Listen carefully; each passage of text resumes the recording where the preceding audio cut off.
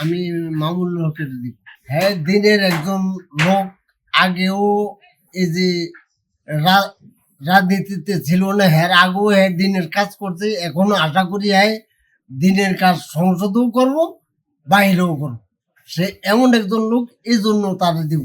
আশা করি হ্যাঁ সন্ত্রাসী বিভিন্ন কার্যক্রম সে হইলে এই সব ইনশাল্লাহ দূরে থাকবে। ইনশাল্লাহ অনেক ভালো।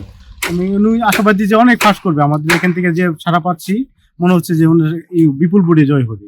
জি, প্রথম কথা হলো উনি একজন আলেম এবং এই এলাকার মধ্যে যত রকম ক্রাইম আছে উনি এটা বন্ধ করতে পারবে। কারণ হলো ওনার ওই সৎসাহতা আছে এবং হলো উনি সবসময় ময়দানে কাজ করে এবং উনি ওইগুলো ভয় পায় না এবং জনবান্ধব উনি এখানে, এবং সব সময় উনি মানুষের পাশে দাঁড়ায় এবং এখানকার যত মানুষ আছে সবাই ওনাকে চিনে এবং ওই হিসাবে ওই এখানকার জন্য ওনার উপযুক্ত। জি, হুজুর ইস্তেহায় তো আছে এখানে যে আপনার ইগুলো আছে, সমস্যাগুলো আছে। প্রথম হচ্ছে এখানে চাঁদাবাজি, তারপরে কিশোর গ্যাং, তারপরে আপনার ওই নিরাপত্তা মানুষের জন্য অনেক বিঘ্ন ঘটায়, এগুলা হয়তো প্রথমের হবে হুজুর এটা, এবং সার্বিক যে রাস্তাঘাট উন্নয়ন এলাকার সবকিছুই হুজুর তুলে ধরতে পারে।